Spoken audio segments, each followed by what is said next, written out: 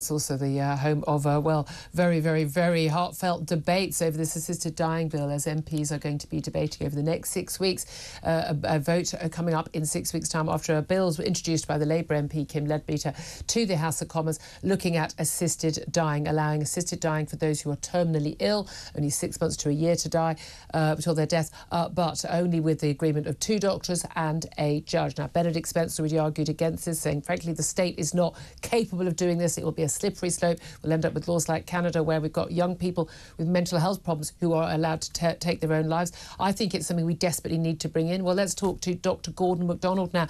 He's the Chief Executive of Care Not Killing. That's a UK-based alliance of organisations. They're calling for better palliative care and are opposed to assisted suicide and euthanasia.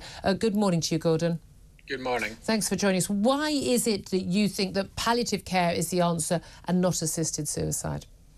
Well, palliative care is something that we should all have a right to in this country. You know, we actually have signed up to international conventions that say we have the right to the highest attainable standard of healthcare, and yet, you know, hospices only get 30% of their funding from the NHS. Yeah.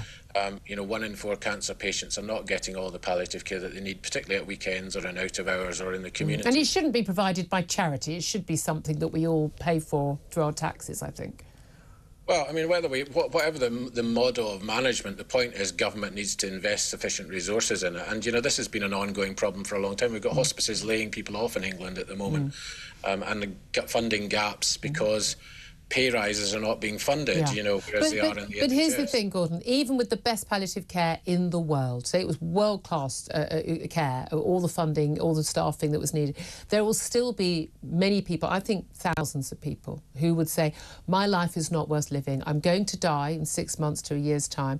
My life is unbearable, my quality of life, I've got no dignity, I can't speak, I can't do anything, this is not a life, this is an existence. I want to be remembered as the person I was, the character I was, not just skin and bone lying on a bed. I know that many of my family members would feel that way. I know I would feel that way. Why shouldn't we have the right to choose the option of being assisted to die with our own dignity intact? Well, you know, people's views change over time. You know, what they think when they're in their 50s is different from what they think when they're in their 70s.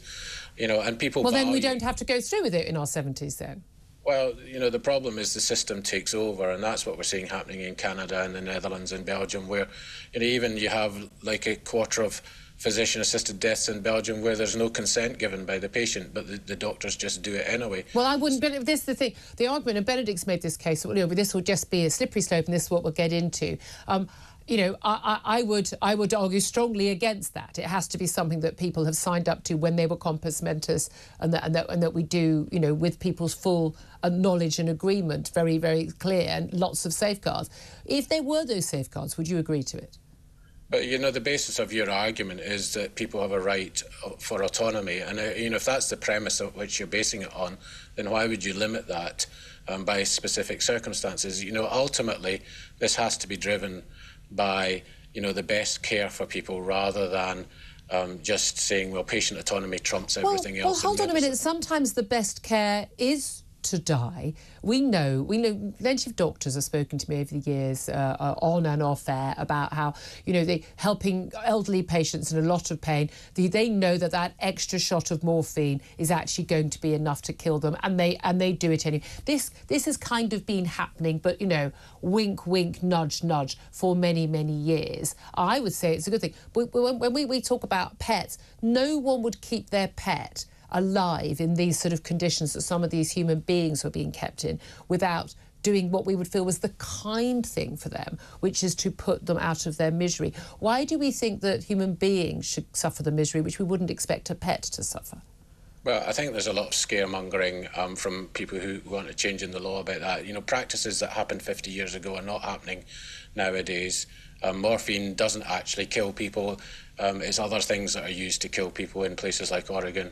Other drugs that are used because the morphine doesn't do that. But, you know, basically, you know, we can give people a comfortable and dignified death without the doctor becoming the means to end the person's life intentionally.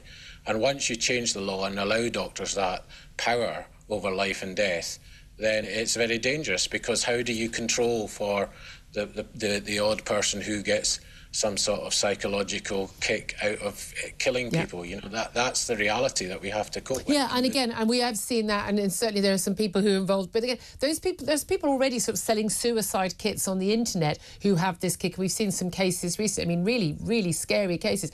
But this is happening anyway. That's not an argument. I think because the state doesn't do everything perfectly, I don't think it's an argument against the state trying to do it and putting perhaps more safeguards than people like me would perhaps want to make sure that you know, so there will be people who won't be able to do this because we're going to put in extra safeguards. But you talked about people having a dignified and pain-free death, but people also want a dignified and pain-free life, not an existence that is in pain, that has no dignity. I don't want to lie in a care home bed, you know, wearing a nappy, unable to communicate, unable to do anything, say anything, have any relationship. That's not a life to me. That is an affront to my dignity as a human being. I would rather die.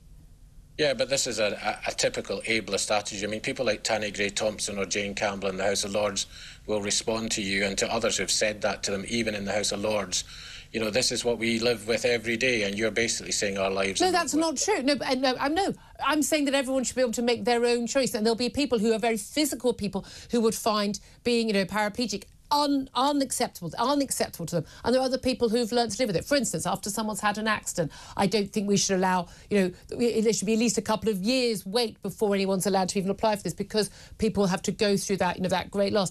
But I know Tanni Gray-Thompson. She's a magnificent woman.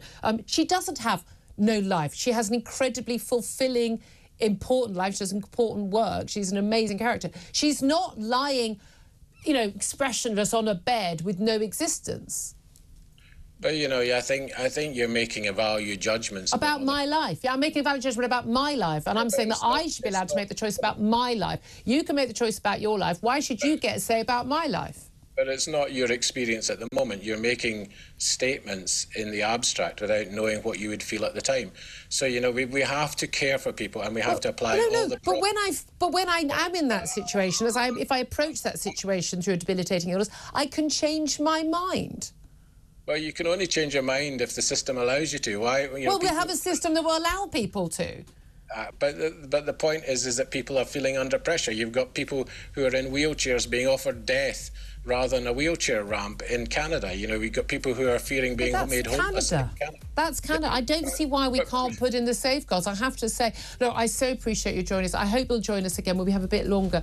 Dr. Gordon MacDonald, I know a lot of people are going to be discussing this in great detail. He's the Chief Executive of Care Not Killing. I have to say, Benedict Spence nodding along with that.